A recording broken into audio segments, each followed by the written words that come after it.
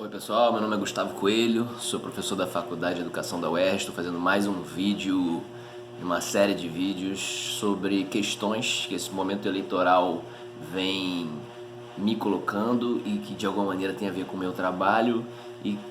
por exigência do momento especial que estamos vivendo, por exigência disso eu estou colocando, né,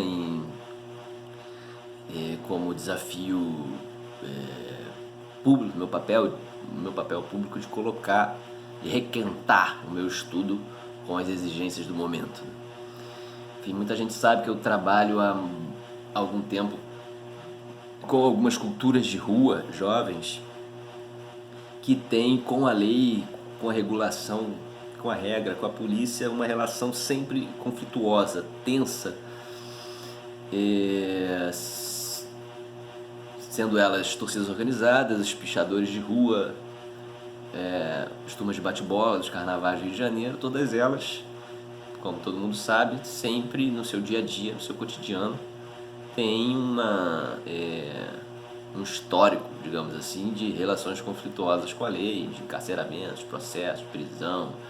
ou de repressão na rua violenta, enfim. O que de certa forma os coloca como atores ativos de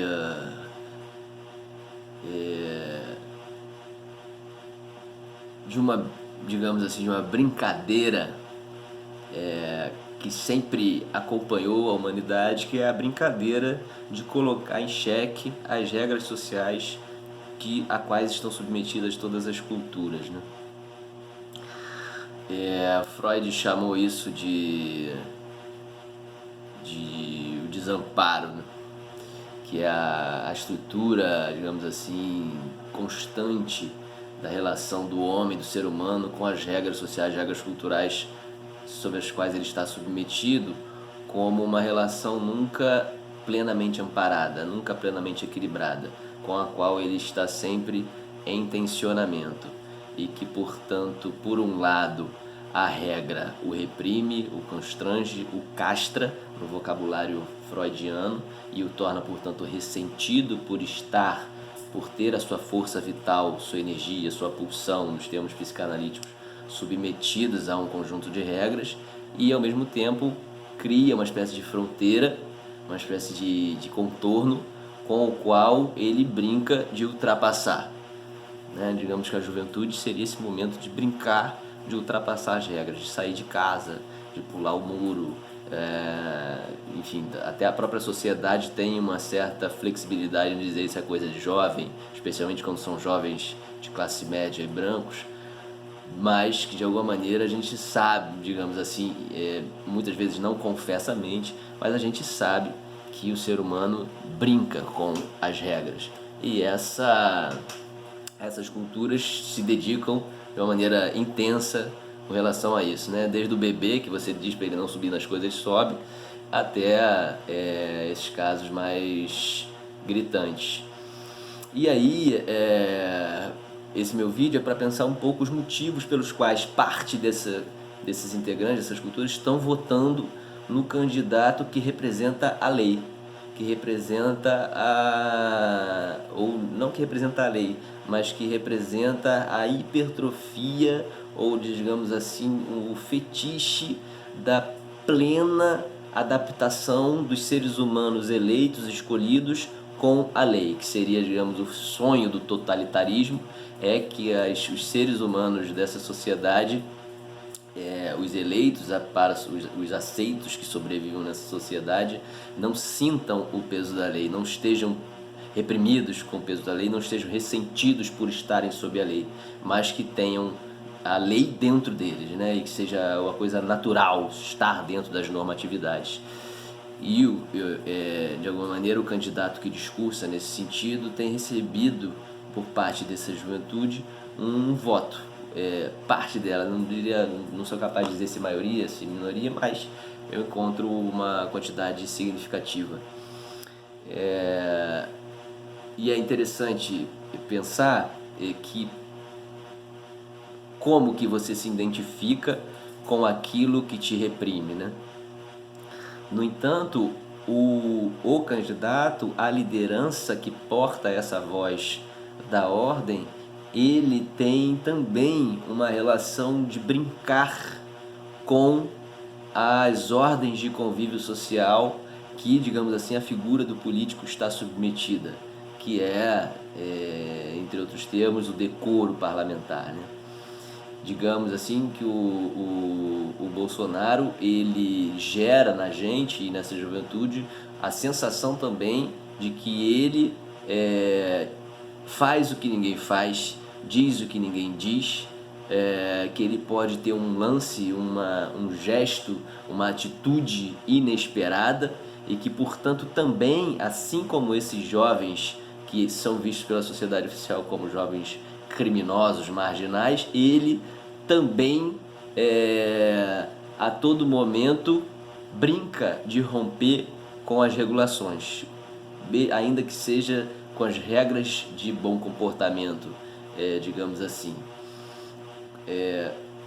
O mesmo, né, como eu já disse num outro vídeo, o mesmo acontece com outras figuras da política internacional hoje, como o Trump, que tem no seu Twitter não um mecanismo de notícia, mas uma porta aberta ao inesperado. Qual será a próxima atitude estranha ao que se espera de um presidenciável que o Trump tomará? Mais ou menos isso que motiva boa parte das redações de política dos jornais do mundo todo hoje, né? Então, de alguma maneira, há esse ponto de contato entre esses jovens das culturas de rua conflitivas com relação à lei e o candidato que tem, na sua maneira de falar, no seu trato com a palavra, uma espécie de imanente, sempre possível ruptura com o decoro, com o esperado, com o previsível, né? Então o microfone na boca do Bolsonaro gera, de certa forma, naqueles que o ouvem, o afã, um rebuliço interno na expectativa de qual será a nova mitada, o novo lacre do Bolsonaro. E essa mitada, como eu falei no último vídeo, tem a ver com essa fissura na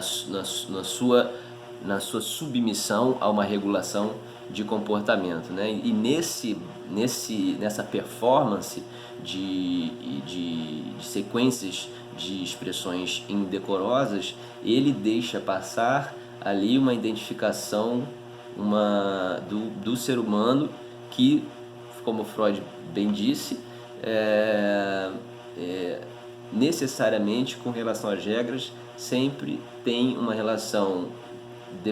claro que em intensidades e níveis variáveis, uma relação de ressentimento, porque toda regra impossibilita aquilo que você carrega de infinito de possibilidade, né? Toda regulação, ela é um contorno de possíveis, e nós, cada ser humano, sente dentro de si o impulso capaz de impossíveis, né? Então o bom comportamento, ele tem como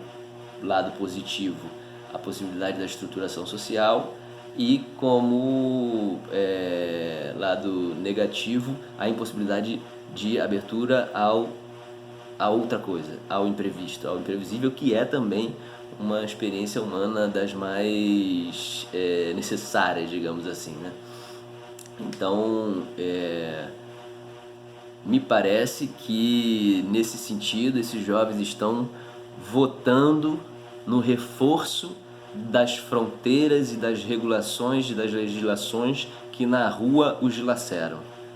justamente para ter a aventura ainda mais intensa de romper com regras ainda mais rígidas, né?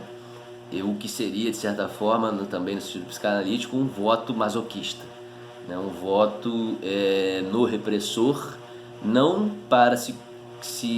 submeter e ser obediente a ele a partir desse voto, como se houvesse um arrependimento, mas para fortalecê-lo e, portanto, tornar a sua aventura cotidiana ainda mais intensa, ainda mais mortal, ainda mais satisfatora, mais possibilidade de satisfação daquilo que o Freud chamou de pulsão de morte, né? Então, de alguma maneira, quando o Mano Brown fala que estamos nos lançando ao precipício, é exatamente isso que me parece que está acontecendo com essa juventude. Sem perceber, estão votando num precipício. Mas, do ponto de vista psicanalítico, sim, eles percebem e querem não estar submetidos às leis, mas estarem sob leis ainda mais fortes para fazer da aventura e da guerra cotidiana algo ainda mais sedutor, no sentido nietzschiano de crueldade sedutora, né? De alguma maneira, me parece que o fascismo sempre vai trabalhar essa ambiguidade da crueldade, né? A crueldade como instância ao mesmo tempo terrível, sob a qual todos querem escapar, mas também terrivelmente prazerosa nesse sentido. É isso, espero que essa minha tentativa de esticar, né, essa rede intricada possa possibilitar a escolha consciente e a percepção de que essas regulações já são rígidas demais e de que a morte já é uma frequência enorme, gritante em todas essas culturas.